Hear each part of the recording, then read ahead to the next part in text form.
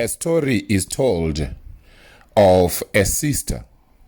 She was the firstborn, and she had 4 other sisters following after her. So there were 5 children in their home.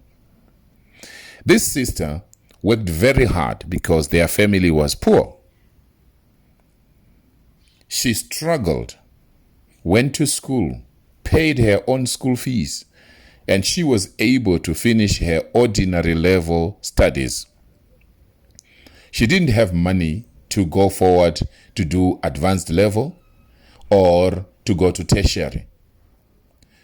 And then she started with menial jobs to support the father, the mother, and the 4 siblings. She continued working very hard. She had an opportunity to go to school to further her education, but she didn't do so. Rather, she continued working very hard so that she sent her sisters to school. Unfortunately, after all the 4 were done with their studies at university and they had good jobs, they started looking down on this senior sister. And when she tried to say to them, look, girls, I put my sweat and my blood into your lives so that you can go further with the school. I thought you would help me one way or the other. The sisters, the younger sisters, they said to her, did we force you to send us to school? Leave us alone, and we don't want to continuously relate with you because you are a shame when we are with our friends. I don't know whether you have heard a story like this before, or has it ever happened to you? We have all been told that being a good person attracts love, respect, and kindness in return. But what if that's not always the case? What if instead of love, being a good person often leads to being used? Today, let's talk about a harsh reality, why good people sometimes feel more drained than cherished, more taken advantage of than truly appreciated. Being a good person means being kind, helpful, and always there for others.